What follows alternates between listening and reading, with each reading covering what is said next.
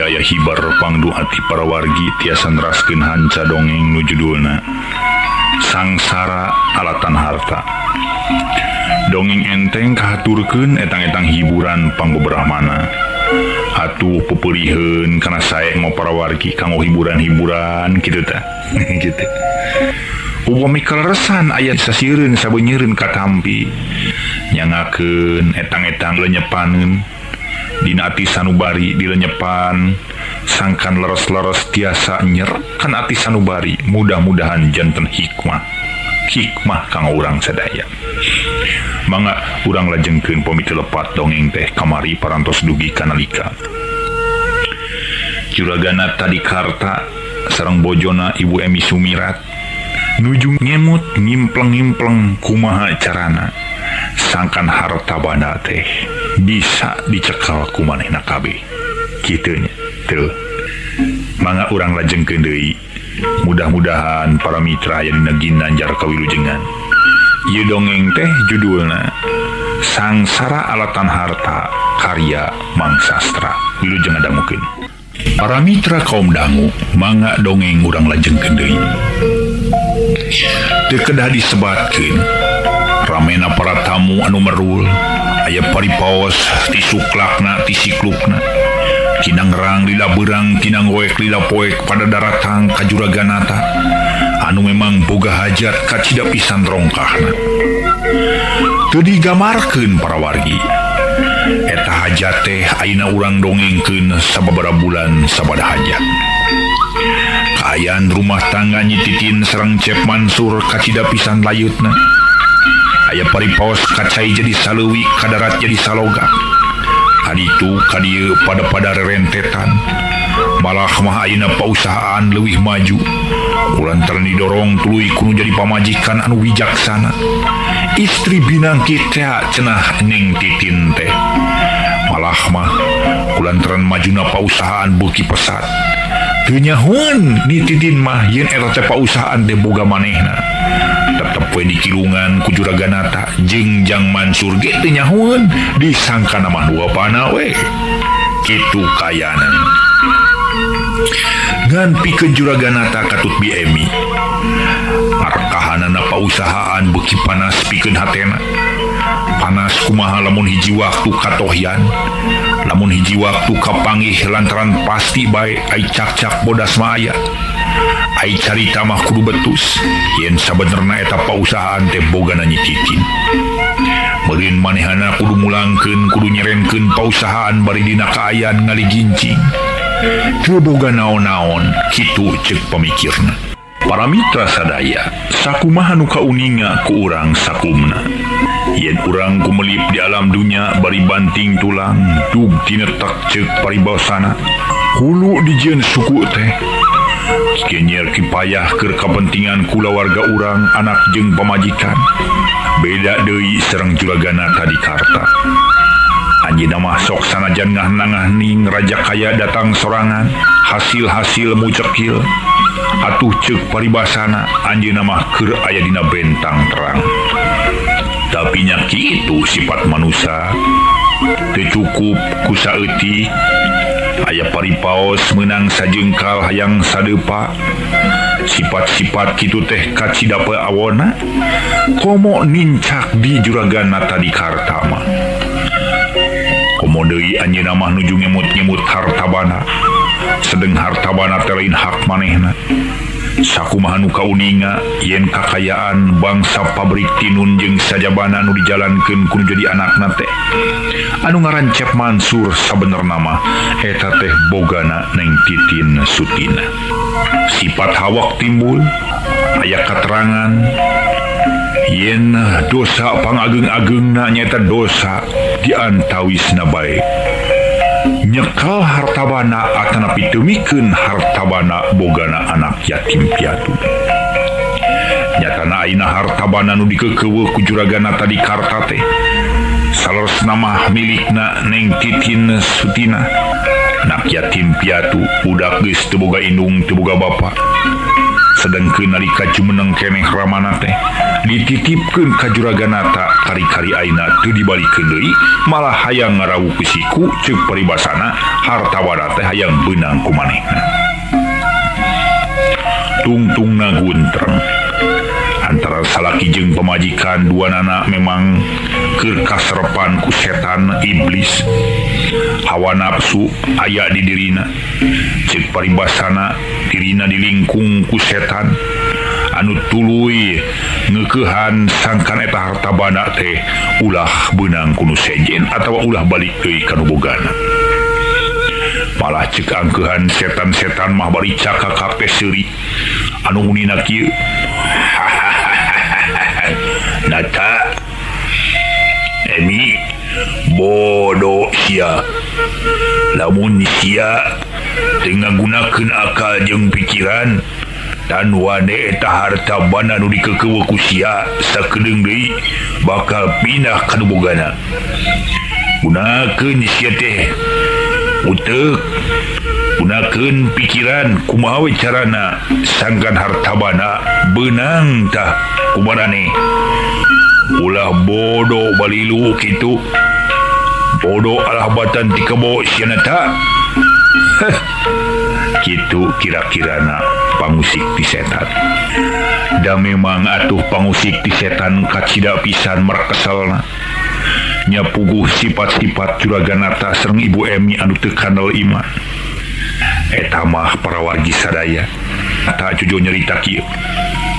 Lain ibuna yeuh sigana kumaha carana ieu nya sedengkeun pan lamun ieu harta bana kapanggih milik Nyi Titin isu kumaha teuing urang teh beratna ripuhna. Nya pan ayeuna mah Nyi Titin ge geus jadi pamajikanana anak urang jadi minantu kitu tah. Atuh naon sesahna amanah atur-atur we atuh. Da harta bana Nyi Titin sarua jeung urang. Nya tapi pan kasebut minantu sote haikeun ngarangkap kumaha lamun ke kabeneran pisah aya pipisahanana kitu tah apan leuwih berat pikeun urang. Da eta anu jadi ripuh pikeun ama-ama ieu kudu mikir urang leuwih seukeut pikiran urang gunakeun sangkan harta bana urang ieu teu leupas. Bae pikir bisa kumaha teuing ripuhna lamun seug harta bana anu aya uyuh aya ieu pindah ka tangan batur. Da memang harta banana malin urang tapi ceuk paribasana ulah nepi ka betus sok sanajan dina naon bae ieu jeung tibatan kudu dibejakeun ku bibir urang nya kadu sejen leuwih hade udah badil tina beuteung keun geus moal anu nyahoan ieu. Ari abdi mah amanah sok sararieun ieu da sahanteuna we meureun aya nu terangeun hal ihwal harta bana nu kudu dikakawa ku urang. Wah, keun mah urang ngagunakeun jalan hukum we kumaha carana ieu mah. Kumaha kitu amanah ngagunakeun jalan hukum teh? Ama boga pikiran ieu. Eueuh di carana ayeuna harta bana boga-bogana Nyi Titin mangrupa warisan anu aya di notaris keneh. Ayeuna urang bukakeun we bejakeun ka Nyi Titin ngan sanggeus dibejakeun eta kudu dijual kabeh. Dijual pikeun ngarekahan perusahaan. Tah engke dina perusahaan jadi ngaran urang ulah ngaran Nyi Titin dina perusahaan teh. Oh jangan kitunya ama nah henteu sesah kitu prosesna tanapi cara-carana lah geuneuh kumaha ama beres lah. Nu penting mah waktuna naon teh anu mustari urang beja Nyi Titin urang bawa ke notaris yen memang manehna boga harta bana ngan soal harta bana ti mana-manana ulah waka dibejakeun jelas tah di mana kemana teu ngahuleng hartina mangahuleng teh mikiran naha harta bana boga ti mana kurang asongan surat sinaneken we kitu biasa we dina belangko kosong.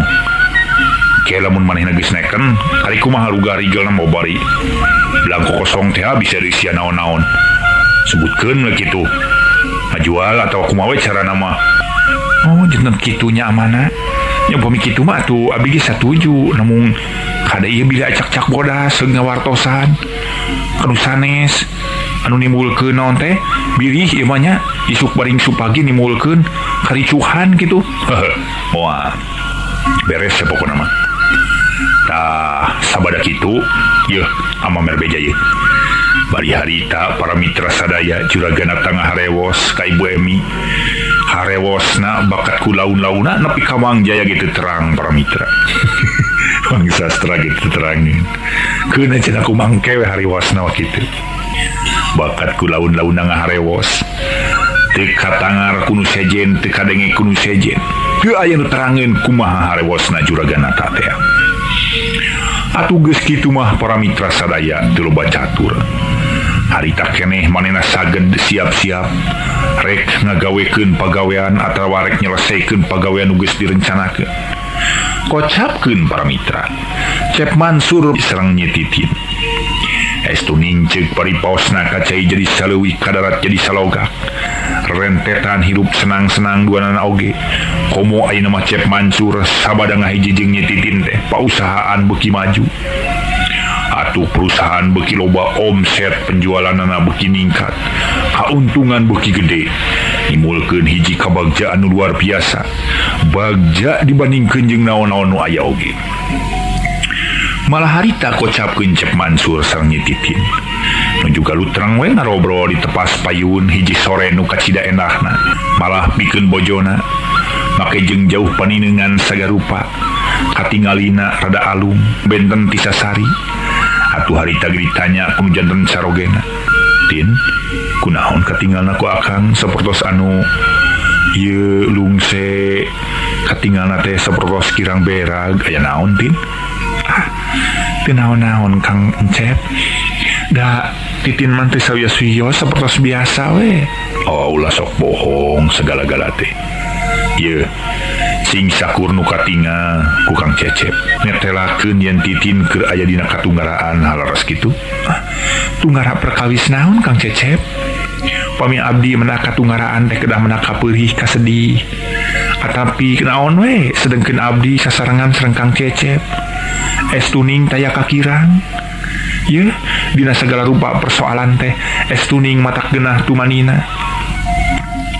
Mung kumaha wartosna ibu sareng apa di Ciparai daramang gitu? Nya saraya panginten malah kamari ge tepang Kang Cecep teh sareng apa kali ibu nalika anjeunna angkat ka perusahaan gitu. Kabeneran Tin. Urang kagungan tempat di dieu caket sareng perusahaan. Nya lumayan we di Majalaya urang tiasa keing tempat nu ieu teh. Nya saleres namanya masih kene karena lebet karena lingkungan perusahaan janten bisa gedengeun urang bisa ngawas langsung bila aya naon-naon babari dina naon teh bila aya hal-hal nu penting gitu tah. Mun laras Kang Cecep abdi ge sugema pisan upami tadi disebatkeun ku Kang Cecep abdi teh nuju nguyung ngalamun. Teu laras Kang Cecep abdi mah teu ngangken. Sanes ai Kang Cecep menaroso teh peda eta titinggalian Kang Cecep gitu. Ningali Titin teh sapertos anu nuju ngalamun, sapertos anu nguyung gitu, sapertos anu jauh paninengan, kunaon gitu. Duka atuh Kang Cecep dan teu nanaon abdi mah sapertos biasa wae. Nya teu sawios-wios atuh sapertos biasa mah. Mung kumaha ye? Wartosna perkawis di dokter teh ya. Kang Cecep Nyi Titin samemeh nyarita teh make jeung imut ngegelenyuk. Atuh puguh para mitra sadaya imutna nu janten bojona namahan ting sariakna pikeun Cecep Mansur. Manehna leuwih pogot, leuwih bogoh kanu jadi pamajikanana. Kunaon Tin make imut sagarupi aya naon kitu? Kang Cecep numutkeun dokter teh abdi tos nganeg gisuna Kang Cecep. Nganeg? Alhamdulillahirabbil alamin. Nuhun Gusti. Nuhun Gusti. Panginten Kang Cecep teh segedap deui bakal janten bapak pangintennya. Sami Kang Cecep abdi ge bakal janten indung atanapi bakal ngurus orok. Mana kitu ge urang teh panginten dipaparin kanugrahaan tinu maha kawasa. Urang dipaparin kabunga hate dina keur waktu kumaha bae oge margi anak teh cenah tatali batin kitu tah Kang Cecep cek nu jadi pamajikanana nu katelah nyititin teh leres satu datin. Kang Cecep ngerasa bunga amarwata suta lamun Kang Cecep bisa nginjem tina kecap-kecap dalam bunga kagiri-giri asa kagunturan madu kaurugan wenyan putih aya dina sagara kabagjaan lalayaran dina sagara kabagjaan teh bener-bener lantaran nu dicita-cita ti baheulana Kang Cecep geus hayang boga anak. Yeuh moalnya urang nikah parantos lami teu acan keneh kagungan putra parantos lami urang teh sasarangan sanes mohon kirang langkung aya 8 sasi abdi ngandeg tos bade 2 sasi Kang Cecep. Syukur kumaha nu karaosna kumaha Tin teu karaos naon-naon mung nyaeta pemi abdi katinggalna rada lalungse panginten tangtos we tina akibat pangaruh ti ieu si utun inji nu aya di jero patuangan. Geus kitu para mitra sadaya Cecep Mansur ngadeuketan ka Nyi Titin anu calik di tepas teh. Tin urang dilebet calikna ieu. Mangga Kang. Arita keneh tuluy arasup ka jero. Tuluy ngobrol dina sofa. Tuh, na sofa teh nya teh pinten ieu kursi panjang teh ya. Geus kitu ngobrol kalutreng pisan teu lila Cep Mansur ngadeuketan ka Nyi Titin bari nyampeurkeun teh. Gap nyepeng kana pananganana tuluy anjeunna ngadeuketan ka Nyi Titin teh gap nyepeng kana patuangan Nyi Titin. Patuangan Nyi Titin diusapan bari jeung nyarita kieu. Didoakeun nya ku apa anak apa sing lahir lungsur langsar. Kang Cecep lami keneh lahir lungsur langsar na mege sasasih kaduana sedengkeun abdi bakal ngabureuyeung panginten dina waktos lamina 8 sasi tah kumaha kinten-kinten Kang Cecep nah resep kagungan bojo ngabureuyeung panginten jalmi nu ngabureuyeung teh teu puguh potongan. Panginten tangtos Kang Cecep teh moal bogoh ka abdi. Aduh Tin ulah nyarios kitu Tin. Yeuh saksi nage bumi sareng langit. Kang Cecep bogoh ka Titin teh laingan seukur bogoh bobodohan tapi bener cinta urang teh menjadi hiji buktina geuninganan sakedeung deui urang baris dipaparin kanugrahaan ku Nu Maha Kawasa. Urang jaga babarengan, urang raksa babarengan, urang jaring babarengan. Yen ieu teh hiji rahmat ti Nu Maha Kawasa, urang bakal boga anak anu bakal neruskeun turunan urang. Kitu Tin. Kang Cecep narasa bagja. Soal urusan anu bureuyeung jeung sajabana, Kang Cecep tetep Titin baheula sarua jeung Titin ayeuna. Titin ayeuna sarua jeung Titin baheula. Ulah sieun. Abdi mah teu sieun Kang Cecep da eta mah. Kari kumaha Kang Cecep mung seureut wartos geunianan. Upami bojona nuju ngabureuyeung teh pameget teh nya eta carogena sok alim nyaketan acan cenah ngewa cenah kitu majarkeun teh. Ulah disakompet daunkeun atuh Tin. Kang Cecep mah benten deui. Malah ku ayana Titin ayeuna nuju nganeg teh Kang Cecep ngerasa beuki sono, beuki pogot, ngerasa lebih bagja, ngerasa lebih sugema. Mudah-mudahan urang dipaparin turunan anu soleh. Turunan anu soleh anu salamina nyaeta ngadoakeun kanu jadi indung jeung bapana. Kitu tah Tin. Nuhun atuh Kang Cecep sami-sami kitu geus sareng abdi. Mudah-mudahan segala doa Kang Cecep sing dikabul ku Nu Maha Kawasa. Atuh harita keneh para mitra sadaya kabagjaan anu taya watos pangenna pikeun Cecep Mansur sareng Titin Sutina. Kulantaran manehanana kenging kanugrahaan ti Nu Maha Kawasa nganeg nyaeta bakal boga anak anu meureun kira-kira mun didagoan teh barang kurang leuwih 8 bulan deui.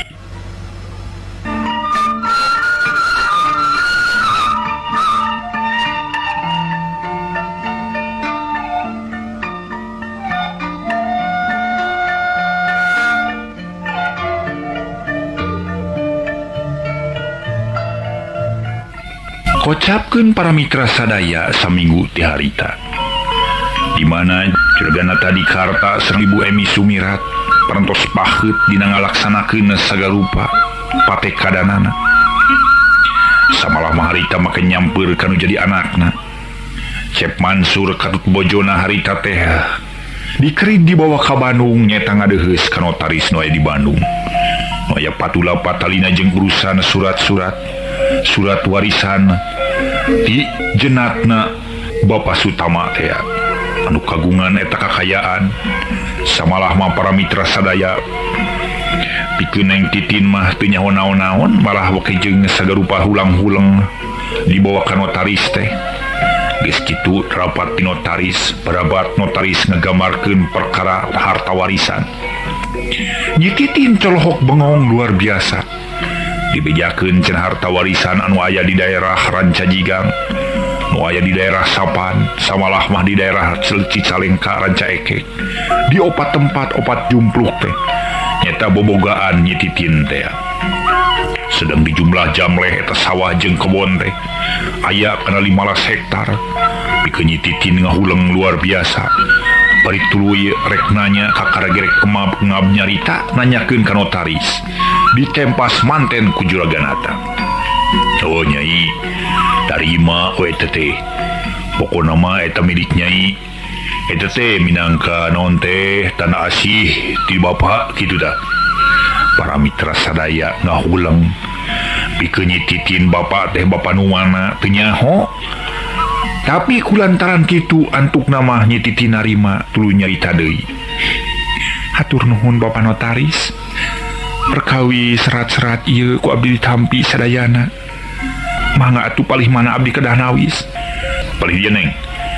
Neng Titin nawis palih dieu sadayana parantos nawis. Ngajelaskeun sagala harta wana nu aya di Sapan oge di Rancajigang sareng di Cicalengka oge Ranca Ekek anu jumlah jamleh kirang langkung 15 hektar milik Nyi Titin. Perkawi serat-seratna ieu sadaya tah kanggo ngabuktoskeun di mana aya tanahna cobi hubunganna ka pacamat sareng taroskeun deui dadi aya di agrariana engke tiasa aya gambarna aya seratna watos-watosna ge tiasa kagambarkeun kitu tah. Mangga nawis ketret harita teh para mitra sadaya Nyi Titin sutina make nawis sagarupi. Geus kitu beres tulus barali. Di satengahing perjalanan ting haruleung. Teu nyomong naon-naon. Cep Mansur Nyi Titin ngaharuleung wae bari culang cileung meus-meusret. Ret kanu jadi indung jeung bapana. Kulantaran babarengan dina sedan Mercy hideung. Aduh, sedan Mercy hideung. Ngagulusur nuju ka Majalaya. Keur mah jalan alus memang aya oge sabagian jalan anu goreng patut. Harita mah kabeneran kakara dibenerkeun meureun. Di Bandung ka Majalaya teh asil kacida pisan gancang. Anyog ka Ciparai tapi tuluy ngekebat. Nyi Titin ge diantirkeun kudu jadi indung jeung bapana.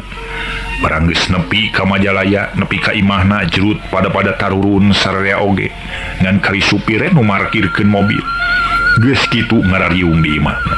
Nyi Titin, ieu teh ngarupakeun hiji kanugrahaan. Tapi Nyai kedah nawis heula ieu segel ieu. Segel ieu kedah ditawis ku Nyai. Janten kanggo nguatkeun keuneng ke di usiana mah ku apa kitu gapil. Ceuk bapana para mitra sadaya nyata juraganata teh. Janten kedah kumaha abdi teh apa? Keun kumaha apa we ngurus-ngurus nama. Ieu paksana kanggo negeskeun garupi tawisan-tawisan Nyai nu tadi. Keun ke diuruskeun ku apa? Maksudna apa bade naroskeun ka camat sareng ka agraria urusan anak itu. Palih mana Pak abdi kedah nawis? Ye dia lah. Belah katu. Barang geus dituduhkeun getret deui Nyi Titin sutina haneken. Teu nyaho di naon-naon manehna mah utuh ituna. Padahal eta ngarupakeun hiji panipuan para mitra sadaya. Tah kitu we nya. Cep, apa rek baliknya jeung ibu? Bisi kumaha nam deui geus dilaya di Ciparai ditinggalkeun. Ibu, apa atuh? Ieu heula atuh, ngaleut heula. Ah, moal. Teu kudu ngaleutkeun apa jeung ibu geus engke deui ka dieu apa perlu deui nu saja. Para mitra sadaya nu baheula mah nyebutna teh Mang jeung Emi kulantaran geus ngadahup mah kudu apa jeung ibu nurutan nu jadi lanceuk. pikeun nyititingan polohok jeung bengong nya antuk nama hal eta teh ngajadikeun hiji kakuatan nu gede pikeun Juraganata Pramitra Sadaya. Anyog ka imahna di Ciparai derek-dek ngobrol jeung nu jadi pamajikanana. Geus urang geus beres. Cing ibuna apa yang di kopi ya? Urang kitanya. Karso? Gulan juragan aya api bisa naon sih? Iya, nita kasih Aminah pang nyicikeun cai kopi kitu pang nyiukeun cai kopi keur juragan pamaget. Mangga kan sih? Tilu bacatur Pramitra Mangkarso nagerwan kala artinya eta ka baturna minangka babaturan sasarua lanjang taman hidage ngabojang di dinya teh. Geus kitu ngabejakeun yen cenah dititah ninyuh cai kopi tilu bacatur si Aminah harita keneh tuluy nyuci kopi kana cangkir tuluy disodorkeun ka payun kacida ngarasa bagjana pikeun Juraganata Pramitra Sadaya sabada manehna narima cai kopi leguk nginum panas teh atuh ari amanah meuni kabina-bina teuing panas keneh eta teh cenah tiis heula nya podo duh meni asa ngalenta bege kana bibir duh biasa jadi ngebu amat teh aduh kumaha tadi teh perkawis lu tadi teh amanah beres kitu nya lamun teu kitu lamun teu nyititin naikkeun di notaris pan bahaya berarti eta hakna geus turun berarti notaris geus teu ikut campur tah ayeuna nyititin geus naikkeun dina segel urang pake ieu segel kakuatan urang jadi eusina mah urang kumaha urang pokona mah hartabana nu aya kabeh nu dibikeun di notaris teh panyititin dibalikeun seolah-olah dijual kitu kumaha carana mah bisa lah nya eta kumaha amawe tah geus kieu ayeuna urang nyen taktik anyar pokona mah nu penting urang sukses ulah nepi ka hartina mah urang engke akhir baring supagi bisi kacokot di hartabana kumaha carana mah kumaha nu dihareoskeun ku amat ya ngartos pisan amanah keun ku abdi dijalankeun perkawis nu kitu mah.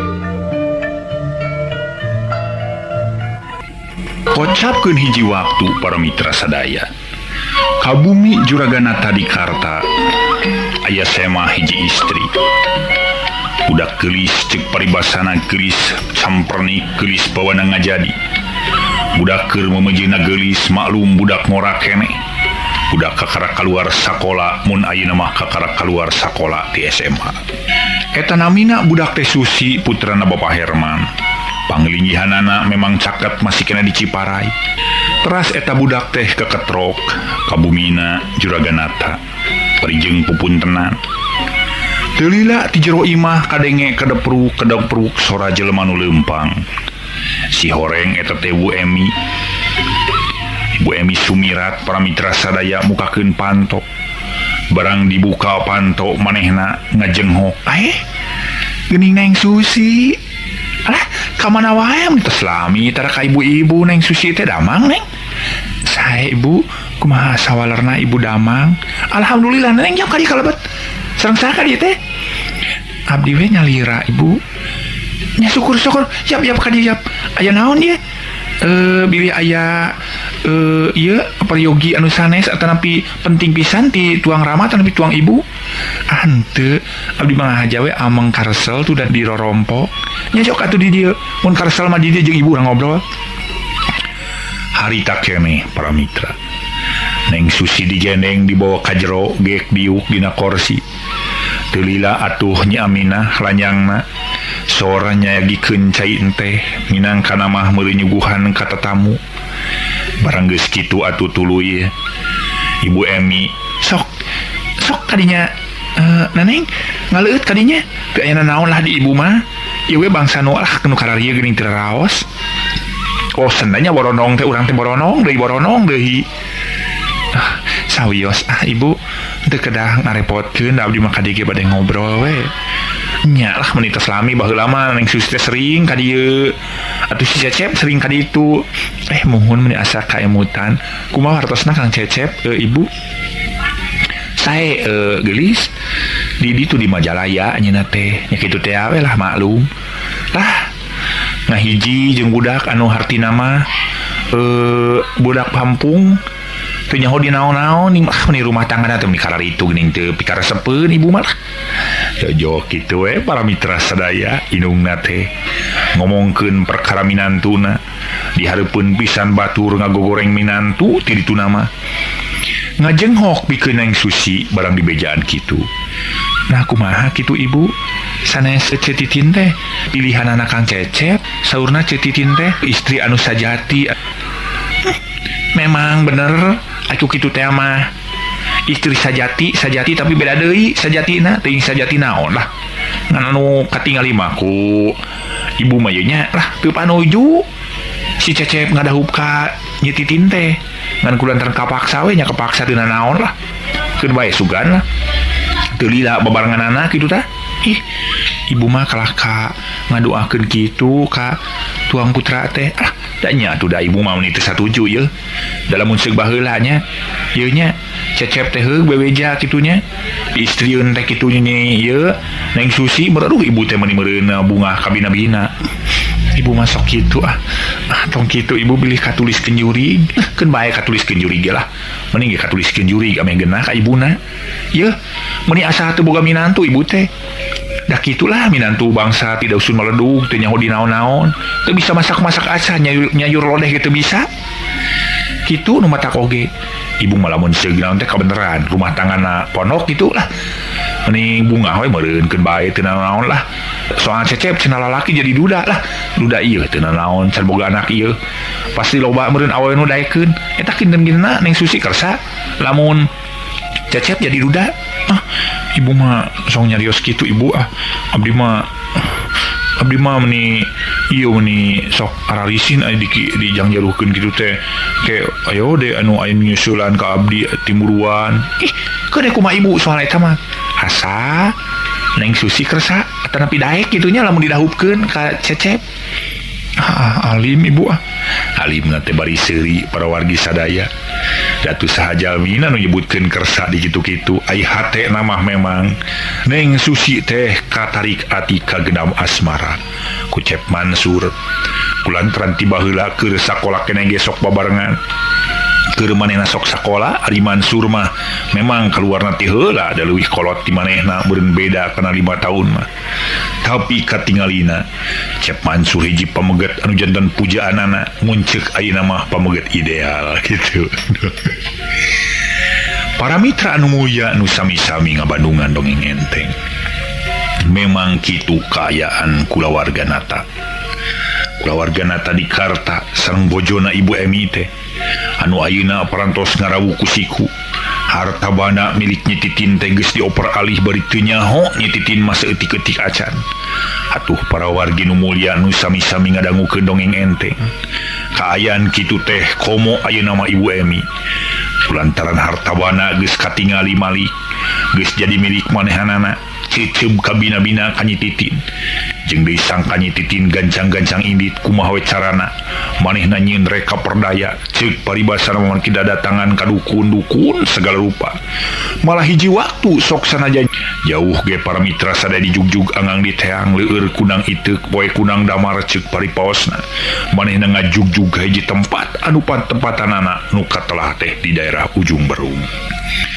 kadinya teh nyaeta Ibu Emi teh para wargi sadaya malah kabeneran pisan inditna teh bareng jeung Neng Susi segala rupa dupi anu disungsi atanapi dituju teu aya deui cenah nu katelah Abah Gaok para wargi Abah Gaok teh memang hiji sepuh anu luhung ku ilmu jembar ku pangabisa ceuk paribasana bisa mere isim bisa mere kawani bisa mere pangarti jeung deui bisa mere pangaweruh kasingsah nu hayang barang geus anyog ka eta patempatan anu patempatanana cenah di daerah bibir Gunung Manglayang di ujung Berung teh harita keneh paralah Ibu Emi ngadadarkeun sagala rupa permaksudan sabada ngadenge katerangan Ibu Emi Bah Gaok cakakak seuri bangun kacida pisan gumbirana menikah lengakan ceuk paripaosna manehna meunang pasien geus pasti ieu pasien teh pasti mucekil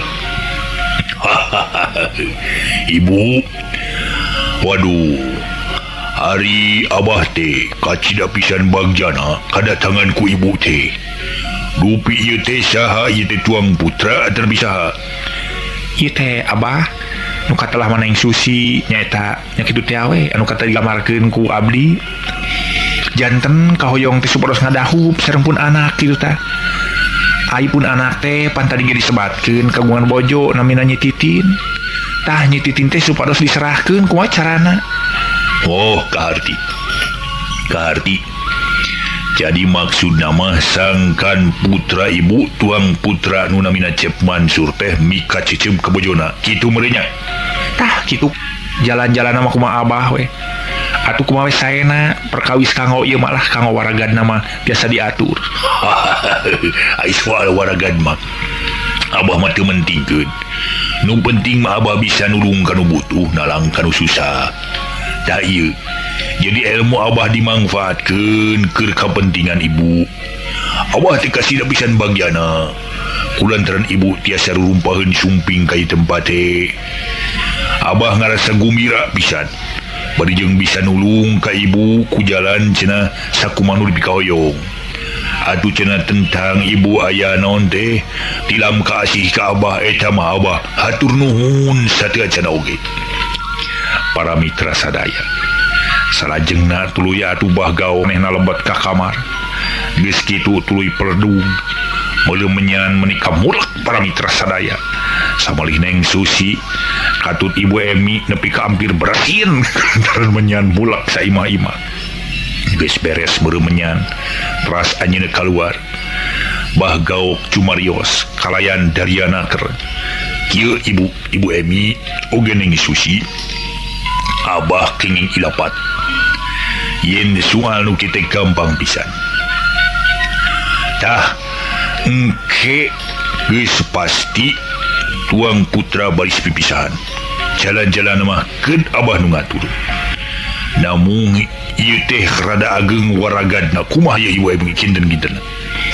Perkawis waragad mah Abah tiasa didamekeun prayogi naon sumping ka ditu atanapi abdi kedah ka dieu. Saena mah sumun. Ibu we sumping ka dieu sareng ieu neneng atanapi Neng Susi. Kulantaran upami Abah ka ditu nepangan ka bumi ka ditu Abah teh isin kitu tah. Eta mah kumaha saena ibu we lah. Sumuhun sur abdi tadi kitu. Bade abdi ka dieu mangga nu prayogi mah kanggo abdi mah pun anak supaya pipisahan.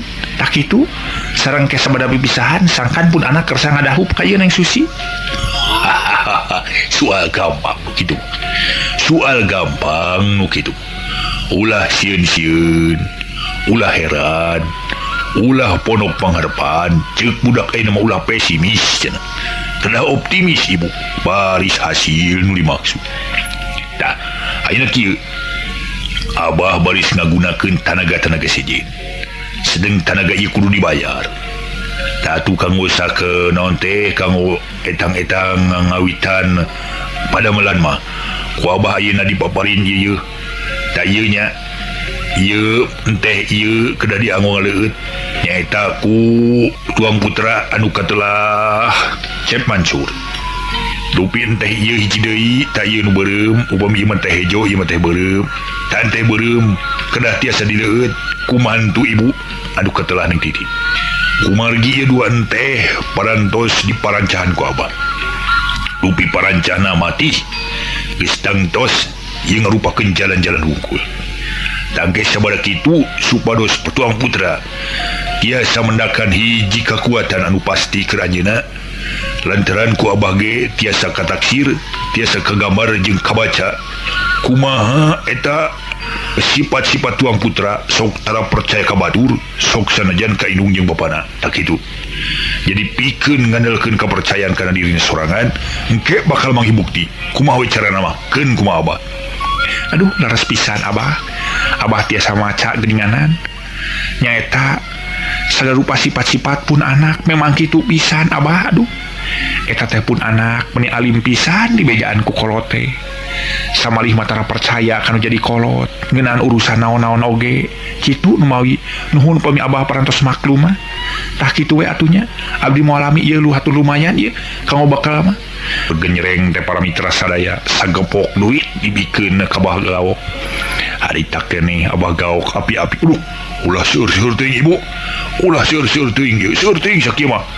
Ulah seur teuing canak deui ibu. Sawios keun ibu mah ceuk paribasana ridho lillahi taala tak iker bakal sing hasil nu dimaksud sagancang-gancangna keun ibu mah bisa menang keuntungan tinu sajian nya bumi kitu mah tuh ngaturkeun nuhun atuh mangga atuh ibu teh bade mulia ayeuna sumuhun rupina mah ayeuna we ibu teh bade mulia abah mangga atuh harita keneh ibu Emi katut Neng Susi baralih Neng Susi mah teu ngomong sakecet-kecet acan ceuk paribasana teh eueuh kasempatan ngomong jeung eueuh piomongeun deui. Waktu selesai para mitra sadaya.